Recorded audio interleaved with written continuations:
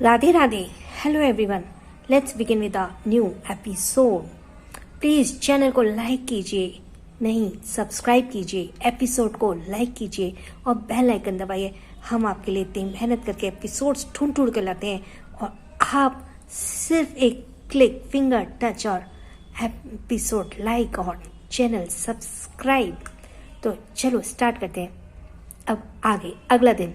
सुबह सुबह अंतरा की आंख खुली और वो अपनी चारों तरफ टुकुर टुकुर देखने लगी. इस वक्त कमरे में रखे एक सोफे पर नमन सो रहा था तो दूसरे सोफे पर रोहित सो रहा था. उन दोनों को देखकर अंतरा ने मुंह फुलाकर कहा, अंतरा को भूख लगी है. उसके सिर्फ एक ही आवाज से नमन और रोहित दोनों की ही आंखें खुल गईं और वो दोनों जल्दबाजी के साथ सोफे से उठ गए. नमन ने प्यार से कहा, बेटा हम अभी आपके लिए ब्रेकफास्ट लेकर आते हैं. आपको क्या खाना है? ब्रेकफास्ट सुनकर अंतरा ने अपनी सारी प्यारी आवाज में कहा, अंजला को आइसक्रीम खाना है. आइसक्रीम का नाम वापस से सुनकर रोहित ने मुंह बनाकर कहा, आइसक्रीम के अलावा भी बहुत कुछ होता है खाने में और आइसक्रीम हर वक्त नहीं खाया जाता. हम आपके लिए एक हेल्दी ब्रेकफास्ट लेकर आते हैं. ये कहकर उसके नमन को देखा और कहा, नमन मैं बाहर जा रहा हूँ, तब तक तुम इसे फ्रेश करवा देना और याद रहे कि ये गलती से भी विला ना जाने पाए, वरना पता है ना कल क्या हुआ था. ये सुनकर नमन ने अपना सर हिलाते हुए कहा, हाँ मुझे पता है, तुम फिक्र मत करो, तुम जाओ. ये सुनकर रोहित वहां से चला गया. वहीं अंतरा अपनी आंखों को रब कर रही थी. नमन उसके पास आया और वो उसे प्यार से देखने लगा. तभी अंतरा ने नमन को टुकुर टुकुर देखकर कहा, आपने कहा था कि मैं बलेचे गल में लूंगी, पर मैं यहाँ क्या कर रही हूँ? ये सुनकर नमन ने मुस्कुराकर कहा, अभी फिलहाल के लिए आपको यहीं रहना होगा, लेकिन मैं प्रॉमिस करता हूँ कुछ ही दिनों में आपको बड़े से घर में लेकर जाऊंगा. और आपके कल मुझे प्रॉमिस किया था कि आप वापस उस विला में नहीं जाएंगी. आपको अपना प्रॉमिस याद है ना? ये सुनकर अंतरा ने मुंह फुलाकर कहा, हाँ मुझे याद है, वो बहुत बुले हैं, वो मुझे हमेशा दलाते रहते हैं, इसलिए मैं उनके पास मैं नहीं जाऊंगी, मैं यहाँ आपकी छात लाऊंगी. ये कहकर वो प्यार से नमन को सीने से लगा गई. नमन के चेहरे पर भी मुस्कुराहट आ गई. नमन उसके पूरे बिखरे बालों को समेटने लगा, लेकिन समेटते हुए उसकी नजर अचानक से अंतरा की गर्दन पर गई. उसके गर्दन पर इस वक्त एक काले रंग का अजीब सा निशान था. उस निशान को एक मिनट के लिए देखकर नमन को कुछ समझ नहीं आया और वो धीरे से उस निशान को टच करने लगा. तभी अंतरा ने मुंह फुलाकर कहा, क्या आप मुझे दोपहर में डॉल लाकर देंगे? आपने प्रॉमिस किया था कि आप मुझे डॉल देंगे. नमन का सारा ध्यान इस वक्त उसके उस निशान पर था जो बहुत ही अलग था और अजीब दिखाई दे रहा था, इसलिए उसने बस हाँ में जवाब दिया. वो निशान को देखकर खुद से बोला, पहली बार मैंने इस तरह का कोई निशान देखा है. इस निशान को देखकर लग रहा है जैसे कि ये पैदाइशी निशान हो, और ऐसे निशान तो राजपूत के होते हैं, जो बड़े बड़े राजा महाराजा होते हैं, उनके ही शरीर पर पाए जाते हैं. लेकिन ऐसा तो सिर्फ पुराने जमाने में होता था, अब ऐसा कुछ भी नहीं होता है. तो फिर इसके गर्दन पे ऐसे निशान क्यों हैं? ये कहकर वो अंतरा को देखने लगा. अंतरा काफी मासूमियत से उसे देख रही थी. अंतरा को देखकर नमन ने खुद से कहा, ये अनाथ है, इसके माँ बाप का कोई पता नहीं है. इसके बारे में जब मैं पता लगाया तो 5 साल पहले किसी ने इसे कूड़ेदान में फेंक दिया था और वहां से इसे अनाथ आश्रम लेकर आया था. और इसके माँ बाप कौन है, कहाँ के थे, कुछ भी अता पता नहीं है. तो कहीं इसका मतलब ये तो नहीं है कि... ये कहते कहते वो 1 सेकंड के लिए रुक गया और दूसरे पल उन्होंने गहरी सांस लेकर कहा, जो कोई भी हो मुझे उससे लेना देना नहीं है. मुझे बस इतना पता है, ये अब मेरी बेटी बनकर रहेगी और मैं रोहित दोनों मिलकर इस पालेंगे और इसे अब बड़ा करेंगे. अब हम इसे उस अनाथ आश्रम में कभी नहीं जाने देंगे. ये कहकर नमन ने उसे अपने सीने से लगा लिया और अंतरा भी नमन के सीने से लग गई. तभी कुछ देर में नमन उसे अपने गोद में उठाते बोला, चलो मैं आपको फ्रेश करवा देता हूँ. ये सुनकर अंतरा ने अपना सिर हिला दिया.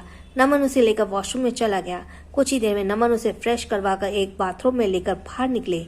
लेकिन जब वो बाहर आए तो वो कुछ सोचते हुए बोले, ओ नो, मैं तो अभी इसके लिए कपड़े लेकर भी नहीं आया.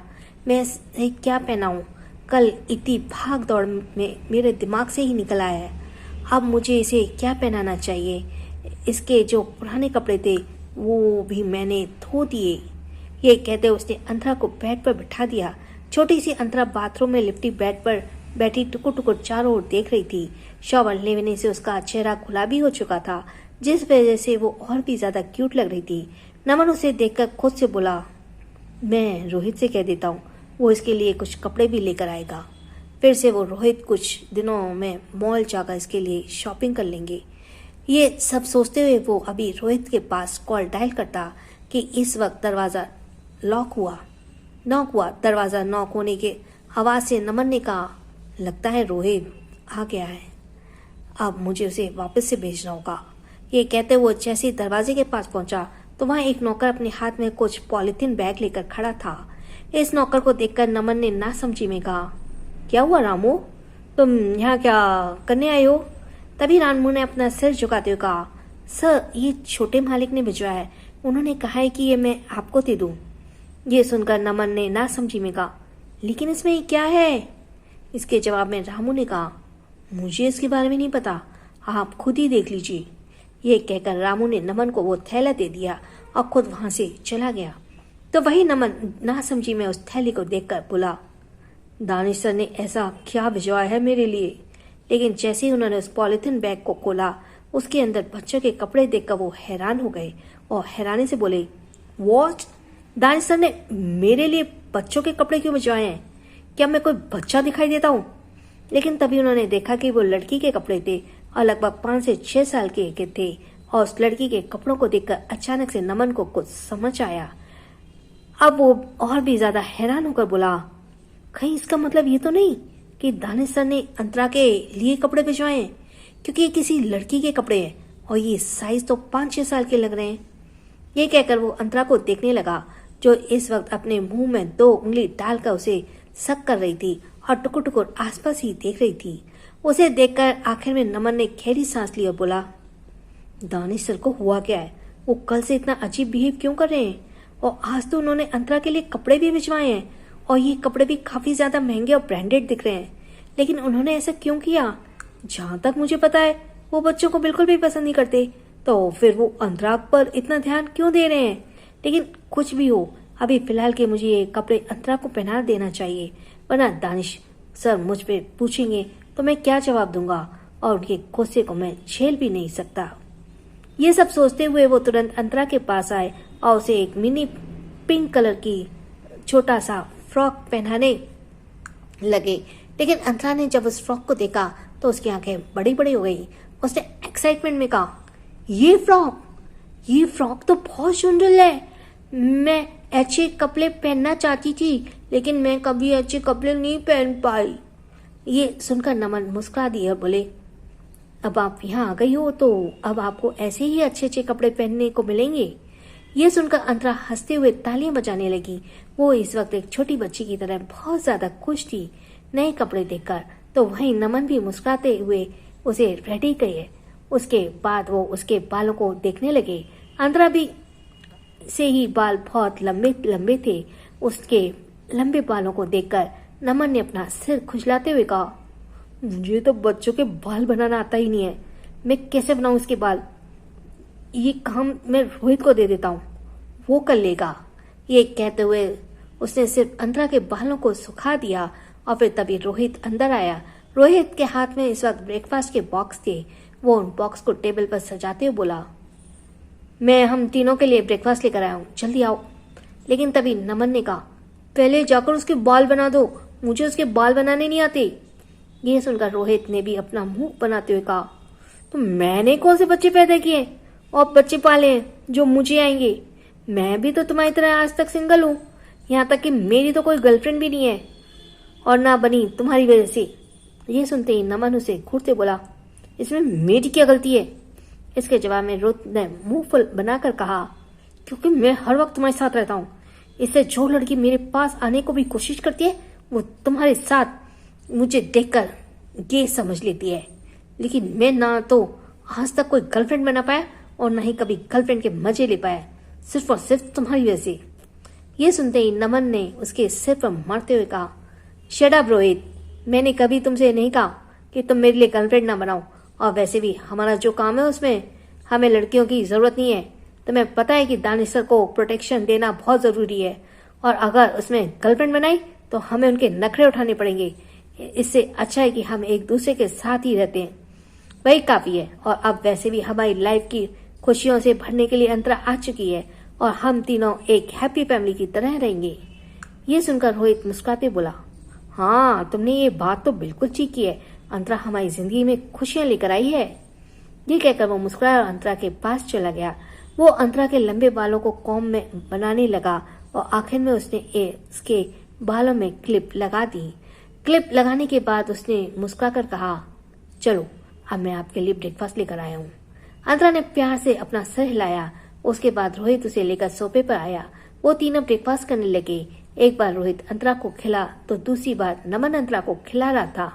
अंतरा उन दोनों के हाथों से प्यार से खाने लगी, और खाने के बाद रोहित ने अंतरा को पानी पिलाया तो नमन ने उसके मुंह को साफ किया, और उसके बाद नमन का फोन रिंग करने लगा।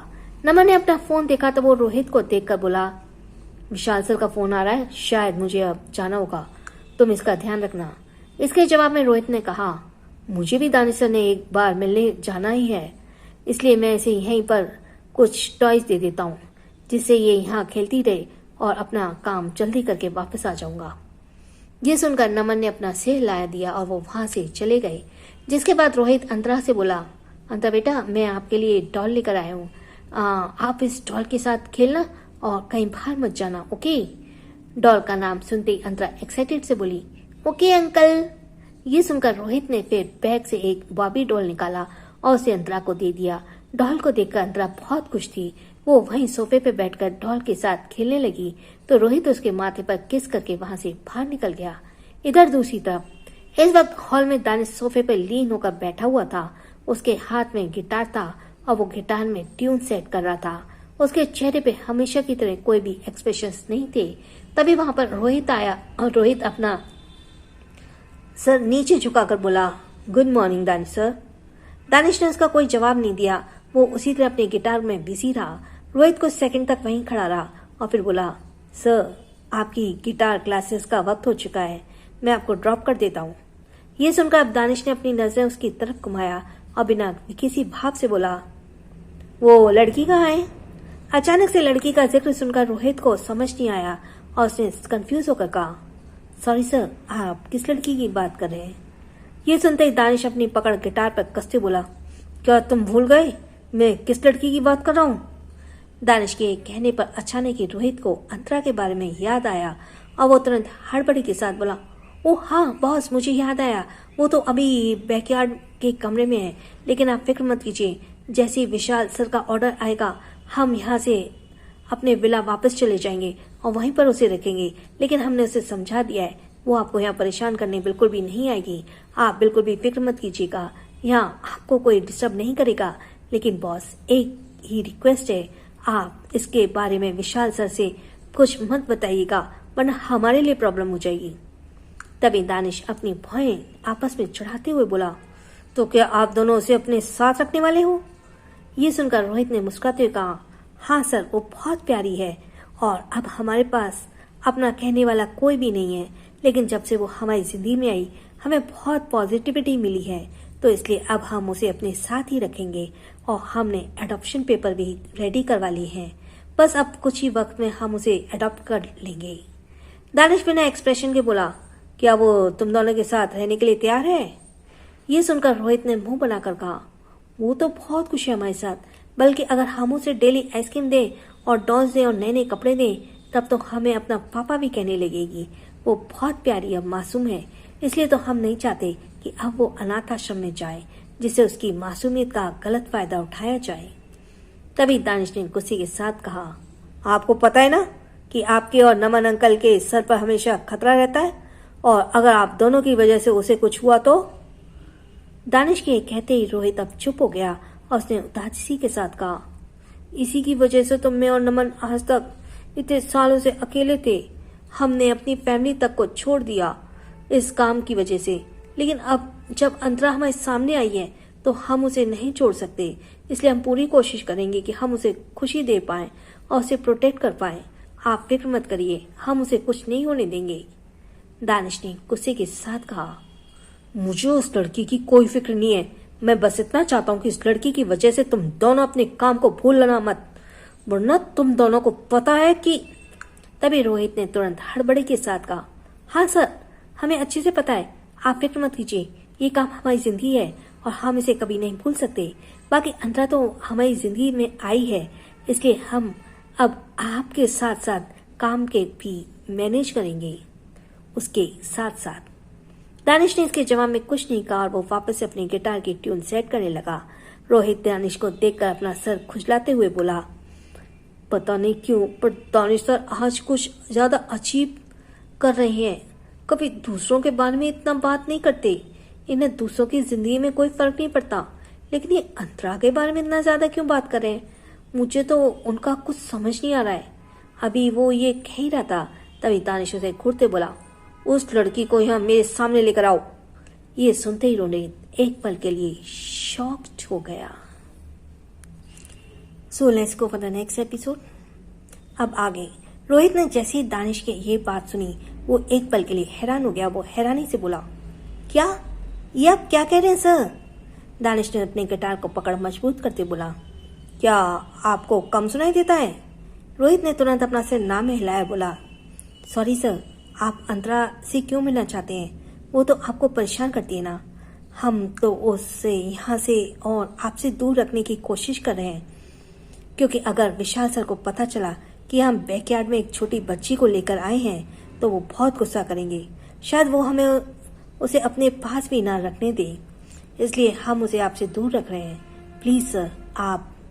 लेकिन अभी वो अपनी बात पूरी कर पाता उससे पहले दानिश ने गुस्से के साथ कहा, अगर तुम उसे यहाँ नहीं लेकर आए ना तो मैं डैड से जरूर इस बारे में बता दूंगा और फिर वो हमेशा हमेशा के लिए आप दोनों को दूर हो जाएंगी। ये सुनते ही रोहित की आंखें बड़ी हो गई। वो तुरंत हकलाते हुए बोला, नहीं सर, आप ऐसा कुछ नहीं कर सकते। हम अभी अंतरा को लेकर आ रहे हैं। आप बस हमारा इंतजार कीजिए। ये कहकर वो तुरंत वहां से बाहर निकल गया तो वहीं दानिश उसे जाते हुए घूरता रहा। इधर रोहित बैकयार्ड में जाते हुए खुद से बड़बड़ाया, पता नहीं सर को क्या हो गया है, वो ऐसी अजीब तरह से बिहेव क्यों कर रहे हैं और वो अंतरा से क्यों मिलना चाहते हैं।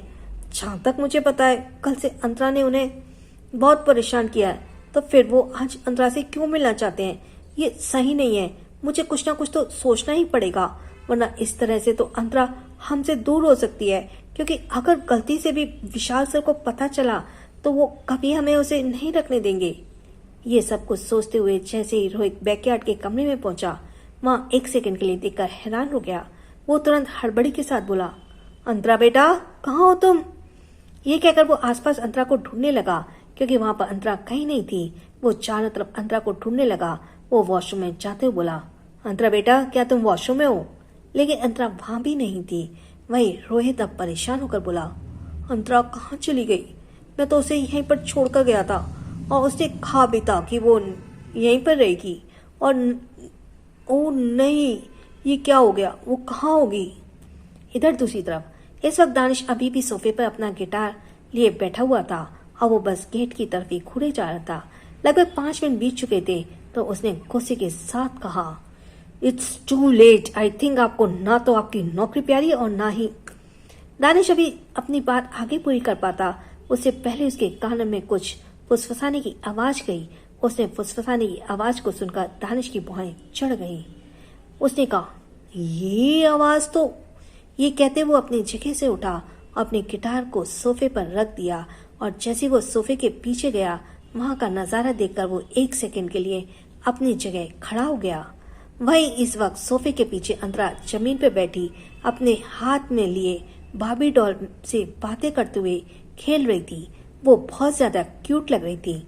इस वक्त वो बात कर रही थी, डॉल हम इस वक्त एक बलीचे घर में हैं, पर तुम्हें पता है ये बलाचा घर किसका है? ये बलाचा घर एक मोंस्टर का है। वो बहुत डरावना है। वो हमेशा अपनी आंखों से मुझे डराता रहता है, पर तुम फिक्र मत करो, मैं उससे नहीं डरती और ना ही मैं तुम्हें डरने दूंगी। हम दोनों इस बलीचे घर में अच्छे चलेंगे और हम यहीं पर रहेंगे, खेलेंगे और वो हमारा कुछ भी नहीं बिगाड़ पाएगा। दानिश ये सब कुछ सुनकर अपने हाथों की मुट्ठियां बनाते हुए बोला, तुम मेरे ही घर में बैठकर मेरी ही बुराई करी हो, वो भी इस बेजान सी डॉल से। अचानक से दानिश की आवाज सुनकर अंतरा एक पल के लिए शॉक हो गई और तुरंत हड़बड़ी के साथ बोली, ओ नो, लाग चचा आ गया, अब हमें भागना होगा, डॉल चलो भागते हैं। ये कहकर उसने उस बड़ी सी डॉल को अपने कमर के पास छुपाया और वो अपने छोटे छोटे कदमों से फुदकते हुए इधर से उधर दौड़ने लगी। दानिश उसे ऐसे दौड़ते देखकर अपनी आंखें छोटी करते बोला, हे स्टॉप इट, ये क्या कर रही हो तुम? तुम्हें क्या लगता है तुम इस तरह से मुझसे दूर भाग सकते हो? मैंने कहा रुको। ये कहकर दानिश उसके पीछे जाने लगा, लेकिन अंतरा पूरे ही हॉल में इधर से उधर दौड़ते हुए बोली, ओ नो, मुझे तो लाता दिखाई नहीं दे रहा है, मैं यहाँ से कैसे बाहर जाऊं? इस वक्त उसे कुछ भी समझ नहीं आ रहा था और वहीं दानिश उसका पीछे आते बोला, यू सिली गर्ल, अगर मैंने तुम्हें पकड़ लिया तो तुम सोच भी नहीं सकते मैं तुम्हारे साथ क्या करूंगा। ये सुनकर अंतरा चिढ़कर दौड़ते बोली, मुझे आपसे डर नहीं लगता, पहले आप मुझे पकड़ कर दिखाओ। ये सुनते ही दानिश का ईगो हर्ट हो गया। वो गुस्से से बोला, तुम्हें क्या लगता है मैं तुम्हें पकड़ नहीं सकता? You just wait and watch. इसी के साथ वो गुस्से के साथ आगे बढ़ा और उसने लगभग कुछ ही सेकंड में अंतरा को पीछे से पकड़ लिया। अंतरा जो लगातार दौड़ रही थी वो एकदम से हवा में ऊपर उठ गई। वो हवा में ही अपने छोटे छोटे हाथों को ऊपर चलाते बोली, ओ नो, मैं आगे क्यों नहीं जा पा रही हूँ, पर मैं हवा में कैसे उड़ने लगी? क्या मेरे पास चुप्पल पाबल आ गई? अब तो मैं लाक्षित से बहुत जल्दी बच जाऊंगी, मैं उड़ सकती हूँ, डॉल हम दोनों उड़ेंगे। ये कहकर अंतरा हवा में ही अपने हाथ पैर चलाने लगी तो वहीं दानिश जिसने उसे पकड़कर ऊपर हवा में उठाया था वो उसकी ये सारी बातें सुनकर अपनी आंखें छोटी कर लिया। अब वो गहरी सांस लेकर बोला, ये लड़की सच में पागल है, ये इतनी बेवकूफ कैसे हो सकती है? क्या इसे वाकई लगता है ये हवा में उड़ रही है? क्या इसे एहसास भी नहीं है कि मैंने इसे पकड़ लिया है? तभी अंतरा ने वापस से कहा, अब बस, हमें जल्दी से रास्ता मिल जाए, फिर हम वापस यहाँ से दूर चले जाएंगे। फिर तभी ये सुनकर दानिश ने उसे सोफे पर पटक दिया। सोफे पे गिरती अंतरा अपने होश में वापस आई और वो तुरंत डरते हुए सामने देखने लगी। उसके हाथ में जो डॉल थी वो छूटकर जमीन पर गिर चुकी थी। डॉल को गिरते देख अंतरा डर से चिल्लाते बोली, मुझे चोट लग जाएगी, मुझे दे दीजिए। अब दानिश उसके पास बैठते हुए चिल्लाकर बोला, इनफ, बहुत हो गया तुम्हारा, you silly girl, you are so irritating. Danish के चिल्लाने से अंतरा एक सेकंड के लिए चुप हो गई और उसने मुंह फुलाकर कहा, पर मैंने क्या किया है? मैं तो सिर्फ अपनी डॉल के साथ खेल रही थी। उसके जवाब में दानिश ने गुस्से के साथ कहा, एक्स तुम मेरे घर पर कब से थी और तुमने मुझे पता है क्यों नहीं कि तुम यहाँ पर हो? ये सुनकर अंतरा ने मुंह फुलाते हुए अपने मुंह से उंगली डाली और बोली, मैं तो बहुत देर पहले ही आ गई थी क्योंकि मुझे बले गल में लेना खेलना अच्छा लगता है। ये सुनकर दानिश उसे गुस्से से घूरने लगा तो अंतरा ने अपना छोटा सा सिर नीचे झुका लिया। फिर तभी वहां पर रोहित हड़बड़ी के साथ आते बोला, दानिश सर सॉरी, पर हमें अंतरा कहीं नहीं मिल रही। लेकिन ये कहते कहते जैसे ही रोहित की नजर सोफे पर दानिश के पास बैठी अंतरा पर गई वो एक पल के लिए हैरान हो गया। वो हैरानी से बोला, ओ नो अंतरा, तुम यहाँ क्या कर रही हो? एक्स। रोहित की आवाज सुनते ही अंतरा की आंखों में चमक आ गई। वो तुरंत सोफे से उतरने की कोशिश करते हुए बोली, रोहित अंकल, जल्दी से मुझे यहाँ से ले चलिए, मुझे लाक्षित से डर लग रहा है। उसके मुंह से ये सुनकर दानिश गुस्से से उसके कलाई को पकड़ते बोला, how dare you, don't call me like that, otherwise I will kill you. Rohit डरते बोला, दानिश सर प्लीज इसे माफ कर दीजिए, मैं अपनी तरफ से आपसे माफी मांगता हूँ, इसे मुझे दे दीजिए, मैं इसे अभी ही लेकर जा रहा हूँ। ये कहकर वो आगे बढ़ा और जैसे वो उसे गोद में उठाने लगा उसे पहले ही दानिश ने कहा, दूर हो जाओ उसे, मैंने कहा था ना कि तुम उसे गोद में नहीं लोगे। ये सुनते ही रोहित दूर हुआ और नासमझी में बोला, लेकिन ये अभी बहुत छोटी है और मैं इसे। दानिश ने अब उसकी बात बीच में काटते हुए चिढ़कर कहा, ये इतनी छोटी भी नहीं है कि ये चल नहीं सकती, और नहीं जा सकती चलकर, तो मैं हर वक्त इसे गोद में उठाने की जरूरत नहीं है। तभी अंतरा ने चिढ़कर कहा, पर क्यों, वो मेरे लोहित अंकल हैं, मैं उनकी गोदी में जाऊंगी। इसके जवाब में दानिश उसे अपनी आंखें दिखाते हुए बोला, तुम बिना मुझसे पूछे मेरे घर में आई हो, अभी तुम्हें इसकी सजा भी नहीं मिली और बिना सजा लिए तुम कैसे जा सकती हो यहाँ से, सिली गर्ल। सजा का नाम सुनते ही अंतरा की आंखें शौक से बड़ी हो गई, तो वहीं रोहित भी एक पल के लिए डर गया। क्या सजा देगा दानिश छोटी सी क्यूट सी अंतरा को? अंतरा ने डरते हुए कहा, ये आप क्या गले, आप मुझे कौन सी सजा देंगे? इसके जवाब में दानिश उसे घूरते बोला, तुम बिना मुझसे पूछे मेरे घर आई और उल्टा तुमने मुझसे बहस की है, इसकी सजा तुम्हें जरूर मिलेगी। ये सुनकर अब अंतरा ने डरते हुए रोहित से कहा, लोहित अंकल प्लीज मुझे यहाँ से लेकर जाओ, मुझे डर लग रहा है, मुझे कोई सजा नहीं चाहिए। इससे पहले जब आश्रम में मुझे बाबा सजा देते थे तो लीना आंटी मुझे धूप में खली कर देती थी, मुझे बहुत धूप लगती थी और मेरा प्याला चेला भी काला हो जाता था। मैं वैसे भी बहुत क्यूट और गोली हूँ, ऊपर से उनकी वजह से मैं पूरी काली हो जाती थी। उसकी ये प्यारी सी बातें सुनकर दानिश अपनी भौहें आपस में चढ़ाकर बोला, किसने कहा तुम प्यारी हो? ये सुनते ही अंतरा की आंखें बड़ी हो गई।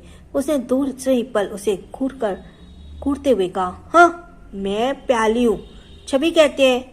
इसके जवाब में दानिश उसके छोटे से चेहरे को घूर कर बोला, यू नो व्हाट, तुम प्यारी नहीं बल्कि स्टूपिड और सिली हो। ये सुनकर अंतरा अपना सर को खुजाते हुए बोली, क्या आपने अभी मेरी तारीफ की? दानिश के चेहरे पे एक तिरछी मुस्कुराहट आ गई और उसे घूरते बोला, क्या तुम्हें ये तारीफ लग रही है? अंतरा को दानिश की बातें समझ नहीं आ रही थी, इसलिए उसने अपना छोटा सा सर हाँ में हिलाकर कहा, हाँ ये मुझे अपनी तारीफ लगी, क्या आपने मेरी तारीफ की? फिर दानिश ने अब उसे कुछ सेकंड तक पूरा बोला, तुम बहुत सिली हो। ये सुनकर अंतरा खिलखिलाने लगी और तालियां बजाते हुए बोली, इसका मतलब मुझे अब सजा नहीं मिलेगी क्योंकि आपने मेरी तारीफ कर दी। दानिश ने उस छोटी सी लड़की को घूर कर कहा, तुम इतनी भी सिली नहीं हो, तुम अपना दिमाग भी यूज करना अच्छे से जानती हो, लेकिन मेरे आगे तुम्हारी इन स्मार्टनेस का कोई काम नहीं है क्योंकि सजा तो तुम्हें मिलकर रहेगी। एक बार फिर से सजा का नाम सुनकर अंतरा का मुंह फूल गया और वो तुरंत दानिश के मुंह फेर कर बोली, आप बोले हो? आप दानिश उसके बाजू पकड़ कर बोला, यू नो व्हाट, इसीलिए मैं तुम्हें सजा देना चाहता हूँ क्योंकि तुम बात बात पर मुझे बुरा बोल रही हो। यह सुनकर अंतरा ने मुंह फुलाकर कहा, पर आपने तो कहा था कि आप बोले हो, इसलिए मैं आपको बुरा बोल रही हूँ। यह सुनकर दानिश अब उसे और भी ज्यादा घूरने लगा और बोला, क्या तुम थोड़ी देर चुप रह सकती हो? तुम्हारे पास मेरी बातों का हर एक उल्टा जवाब है। यह सुनकर अंतरा ने फिर से जवाब दिया, मुझे आप लेना पसंद नहीं है, मुझे चुप नहीं लेना, मुझे बोलना पसंद है, मैं बहुत बोलती हूँ, इसलिए आश्रम में कोई मुझसे दोस्ती नहीं करता। लीना आंटी मुझे कहती है कि इसी वजह से कोई मुझे फैमिली अडॉप्ट नहीं करती। क्या मैं अच्छी नहीं हूँ? ये कहकर वो अपनी बड़ी बड़ी आंखें टिमटिमाने लगी और दानिश को अलग अलग एंगल से खुद को दिखाते हुए फिर से बोली, क्या मैं क्यूट नहीं हूँ? क्या मैं पाली नहीं हूँ? मैं तिरछा और अपने आश्रम की छवि लड़कियों से बहुत ज़्यादा प्यार हूँ और ऐसे जो भी फैमिली आती है छवि कहते हैं, पर मैं थोड़ी सी शैतानियाँ कर देती हूँ ना, इसलिए मुझे वो लेकर नहीं जाते। उसकी ये सारी बातें सुनकर दानिश ने गहरी सांस लेकर कहा, क्योंकि तुम्हारे यहाँ आना था इसलिए कोई तुम्हें अपने साथ लेकर नहीं गया। ये सुनकर अंतरा अपनी आंखें बड़ी करते हुए बोली, क्या आप मुझे अडॉप्ट कर लोगे? हाँ। उसकी ये बात सुनते ही दानिश की आंखें छोटी हो गई और वहीं रोहित अब ये सब सुनकर सुन नहीं पाया, इसलिए वो तुरंत जल्दबाजी के साथ आगे आया और उसने अंतरा को पकड़ते हुए कहा, दानिश सर, हमें माफ कर दीजिए, हम कोशिश करेंगे कि अंतरा अब आपके सामने ना आए, प्लीज इसकी बातों का बुरा मत मानिए, ये सच में बहुत बात करती है, ये आपको परेशान कर देगी। मैं इसे अभी के अभी लेकर जा रहा हूँ। ये कहकर वो लगभग दौड़ते हुए अंतरा को लेकर वहां से बाहर निकल गया और इधर अंतरा रोहित के मुंह फुलाकर बोली, मैं तो उनसे बात कर ली थी, आप मुझे यहाँ क्यों लेकर आए हो? चले मुझे जाने दीजिए, मुझे उनसे बात करनी है। वो मुझे अडॉप्ट कर लेंगे, फिर मैं उनके बलेचे घर में लाऊंगी। उसकी ये बात सुनकर रोहित उसे बैकयार्ड के कमरे में लेकर आया और हल्के गुस्से से उसे डांटते हुए बोला, अंतरा, अब अगर तुमने यहाँ से बाहर कदम निकाला ना तो मुझसे बुरा कोई नहीं होगा। अचानक से रोहित के डांट से अंतरा चुप हो गई और वो अपनी बड़ी बड़ी आंखों से टुकुर टुकुर रोहित को देखकर बोली, क्या मैं बोली हूँ? क्या मैंने आपको नालायज कर दिया? अंतरा जितनी मासूमियत से ये सब कह रही थी, रोहित का गुस्सा पल भर में गायब हो गया। वो अपने सर पर हाथ रखकर बोला, हे भगवान, ये लड़की कितनी ज्यादा मैनिपुलेटिंग है। ये अपनी मासूमियत से कितनी आसानी से मुझे फंसा लेती है। मैं क्या करूं? मैं कैसे इसे समझाऊं? इसका बार बार विला जाना ठीक नहीं है, क्योंकि अगर दानिश सर एक बार गुस्से में आ गए तो वो इसके साथ कुछ भी कर सकते हैं, और अगर विशाल सर को पता चला तो और भी ज्यादा प्रॉब्लम हो सकती है। ये कहते हुए अपने सर पर हाथ रखकर वही सोफे पे बैठ गया। अंतरा काफी ध्यान से रोहित को देख रही थी। वो भी बिल्कुल से रोहित की तरफ अपने सर पर हाथ रखकर बोली, ओह गॉड, रोहित अंकल भी तुमसे परेशान हो गए। अंतरा, तुम बहुत चलाती हो, तुम बहुत शैतानी करती हो, तुम्हें मैं डांटूंगी। ये कहकर वो अपने छोटे छोटे हाथों से अपने गाल पर हल्के हल्के मारने लगी। वहीं रोहित की जब ये देखता है तो उसकी आंखें बड़ी हो गई। वो तुरंत उसे रोकते बोला, ये क्या कर रही हो तुम? इसके जवाब में अंतरा ने मासूमियत के साथ कहा, अंकल, आप मुझे परेशान हो जाएंगे मुझसे तो आप मुझे वापस आश्रम भेज देंगे, फिर मैं बलेचे घर में नहीं रह पाऊंगी और न ही बाबी डॉल के साथ खेल पाऊंगी और न ही अच्छे नए नए कपड़े पहन पाऊंगी। इसलिए मैं खुद को दांत ली हूँ जिससे आप मुझे आश्रम ना भेजें। उसकी ये सारी मासूमियत भरी बातें सुनकर रोहित का दिल पसीज गया। उसने उसे अपने सीने से लगा कर कहा, सॉरी बेटा, मुझे माफ कर दो। मैं तुमको गुस्सा नहीं करना चाहता था, लेकिन तुम बार बार विला में जा रही हो, इसलिए मैं थोड़ा परेशान हो गया था। बाकी तुम फिक्र मत करो, तुम्हें आप कभी इस आश्रम में नहीं भेजेंगे, क्योंकि अब तुम हमारे साथ रहोगी जिंदगी भर के लिए। ये सुनते ही अंतरा के चेहरे पे बड़ी सी स्माइल आ गई। उसने एक्साइटमेंट के साथ कहा, थैंक यू रोहित अंकल, आप सबसे अच्छे हो। ये कहकर वो आगे बढ़ी और रोहित के गाल पर किस कर दी। रोहित ये देखकर मुस्कुरा दिया और मुस्कुराते हुए बोला, तुम्हें देखकर मुझे ऐसे लग रहा है जैसे मैं बिना बीवी के ही बाप बन गया हूँ। मुझे एक फादर वाली फीलिंग आ रही है। नमन का फैसला बिल्कुल ठीक था। तुम्हें अपने साथ रखने का। हम दोनों ही अब बाप बन चुके हैं। ये कहते हुए काफी ज्यादा मुस्कुरा रहा था, क्योंकि अंतरा एक छोटी बिल्ली की तरह उसकी गोद में इधर से उधर फुदक रही थी।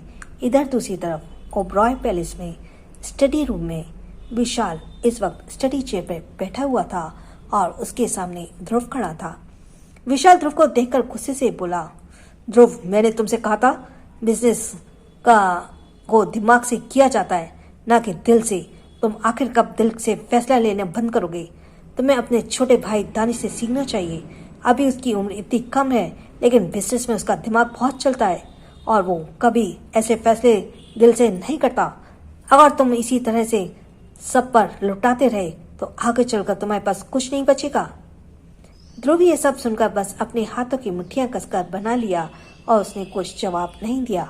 आखिर में विशाल ने गहरी सांस लेकर कहा, तुम ओबरॉय खानदान के लड़के हो, बड़े बेटे हो, तुम पर बहुत सारी जिम्मेदारी है, इसलिए मैं चाहता हूँ तुम अपने दिल को साइड में रखो और दिमाग से काम लो, तभी आगे चलकर तुम सक्सेस हो पाओगे। और अभी तुम्हें अपने दोनों भाइयों को भी संभालना है और तुम्हारा छोटा भाई तो तुम्हारा लाडला है, उसे सिर्फ तुम ही संभाल सकते हो, क्योंकि वो मेरे समझ से बाहर है। ये सुनकर ध्रुव अब विशाल को देखकर बोला, डैड, आप उसे समझने की कोशिश तो कीजिए। वो आपका प्यार चाहता है, लेकिन आपने कभी उसे वो प्यार दिया ही नहीं। इसके जवाब में विशाल ने गुस्से के साथ कहा, मैं उसे वो प्यार नहीं दे पाऊंगा जो वो चाहता है। क्योंकि वो एक ऐसा बच्चा है जो मैं कभी चाहता ही नहीं था। ये सुनकर ध्रुव ने गुस्से के साथ कहा, लेकिन वो है तो आपका ही खून, तो फिर आपकी इतनी नफरत क्यों है उससे? क्या इसलिए क्योंकि उसकी जगह पर आपको बेटी नहीं हुई और आप त्रिशा को एडॉप्ट कर रहे हैं? तो फिर क्या प्रॉब्लम है उसे अपनाने में? ये सब सुनकर विशाल लैपटॉप ऑन करते बोला, तुम्हें यहाँ से अब जा सकते हो। ये सुनकर ध्रुव ने गुस्से के साथ कहा, बट अभी तक मुझे आपकी एक बात समझ नहीं आई, आखिरकार आप बेटी क्यों चाहते हैं? जब ऑलरेडी हम 3 भाई इस पूरे एम्पायर को संभालने के काबिल हो रहे हैं, तो आपको अलग से बेटी क्यों चाहिए? ये सुनकर विशाल की आंखों में एक सस्पिशियस एक्सप्रेशन आ गए और उसने तुरंत गुस्से के साथ कहा, अभी के लिए तुम्हें नहीं बता सकता कि मुझे बेटी क्यों चाहिए और मेरे लिए बेटी क्या इम्पोर्टेंस है, लेकिन जब तुम पूरी तरह से उसे बात को समझने के काबिल हो जाओगे तब मैं तुम्हें जरूर बताऊंगा। अभी के लिए तुम यहाँ से जा सकते हो। ये कहते हुए विशाल अपनी काम करने लगा, तो वहीं ध्रुव ने ये सब सुनकर गुस्से से अपने हाथों की मुट्ठियां बनाई और वो वहाँ से बाहर निकल गया। आपसे रिक्वेस्ट है कि प्लीज़ एपिसोड्स को लाइक जरूर कीजिएगा। लाइक करने में आपका कुछ नहीं लगता है, सिर्फ एक फिंगर टच होती है, लेकिन हमारे लिए हमारे एपिसोड्स वायरल होते हैं और जब ज़्यादा व्यूज़ आते हैं तभी हमें उन्हें एपिसोड्स डालने में अच्छा लगता है, अदरवाइज तो एक बोरिंग सा लगता है। आप चाहते हैं कि मैं बोरिंग होकर के बोलूं या खुशी खुशी बोलूं? आप चाहते हैं कि मैं एक एपिसोड को 3-4 दिन में डालूं या चाहते हैं कि दिन में 1 या 2 एपिसोड्स डेली डालूं? ये सब आपके ऊपर डिपेंड करता है। प्लीज़ चैनल को सब्सक्राइब करें, एपिसोड्स को लाइक करें और बेल आइकन दबाएं। इसमें आपके कोई चार्ज नहीं लगता, लेकिन हमारी मेहनत का में थोड़ा सा रिवॉर्ड लगता है कि हमें मिला। So thanks for listening. छोटों को प्यार, बड़ों को सम्मान। राधे राधे।